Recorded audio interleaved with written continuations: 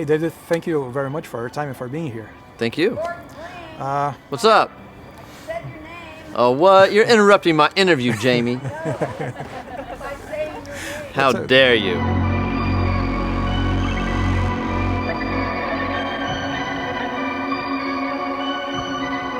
If you talk to filmmakers, if you listen to filmmakers nowadays, they always seem to be influenced by Steven Spielberg or Stephen King.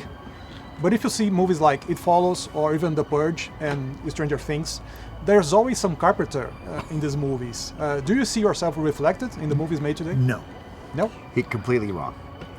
The whole idea that everyone said Jordan Peele making a social thriller, which is Get Out, and The Purge to a lesser degree. Now, it had been done before John, not very successfully, but the person who did that in the person who started the idea of making a genre movie with a message is sitting right here. It didn't come from Jordan Peele. It came from John Carpenter, and every movie that we get now because of Get Out is like, I have a horror movie with a message. That started here, right here.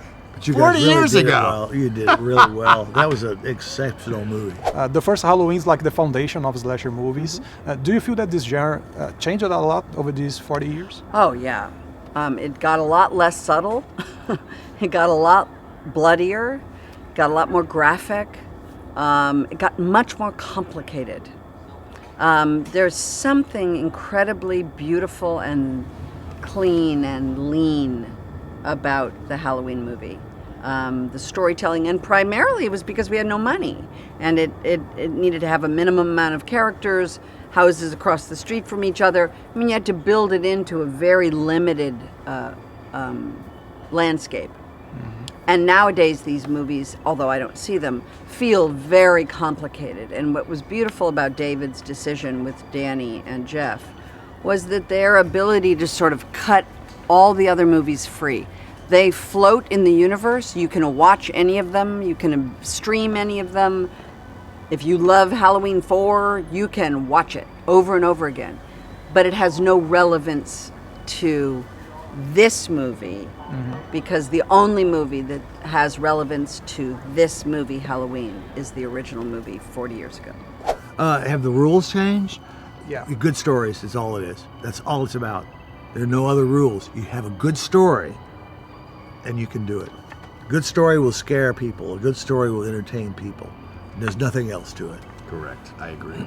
So what kind of input do you bring to this new Halloween?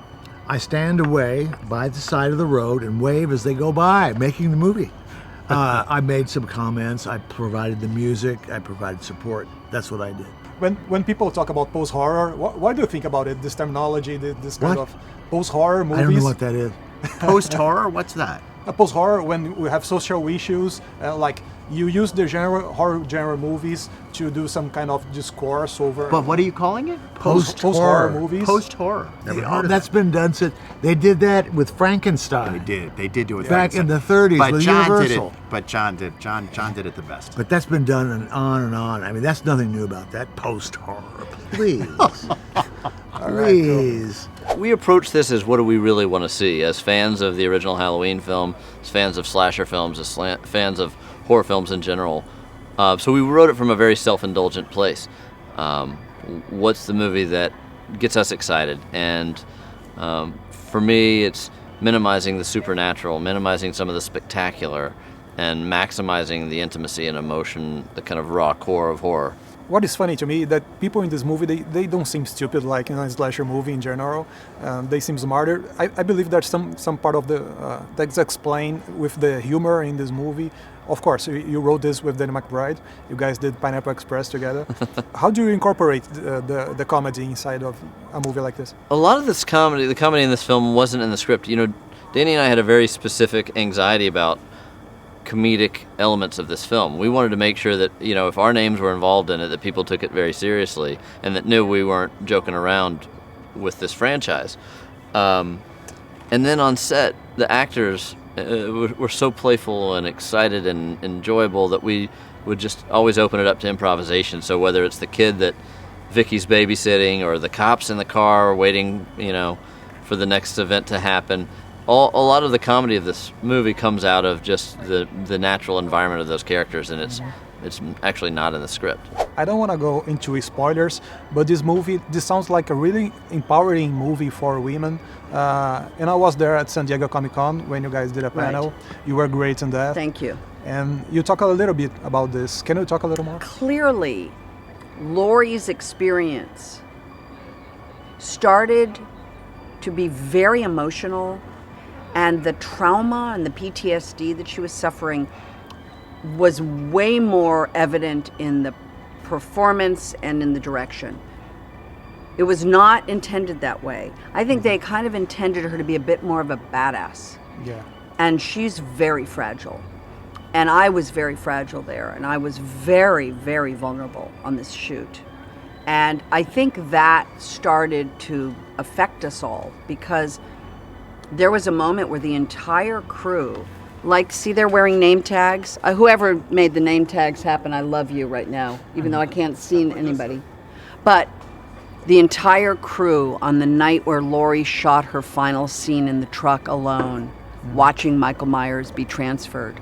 And it was a wordless scene, but it had the complete range of emotions in it. The whole crew wore name tags that day that said, "We are Laurie Strode."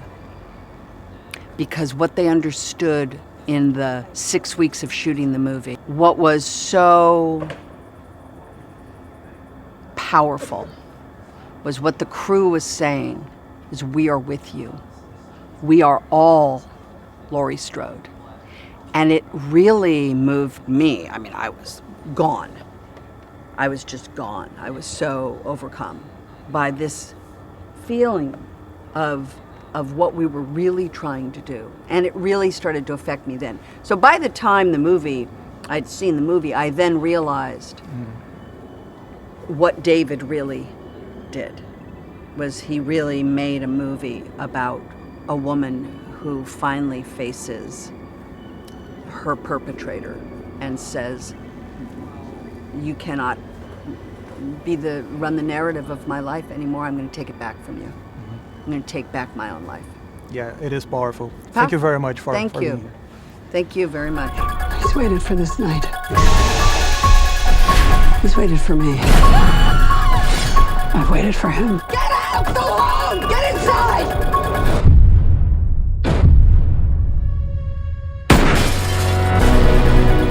You don't believe in the boogeyman? He's here!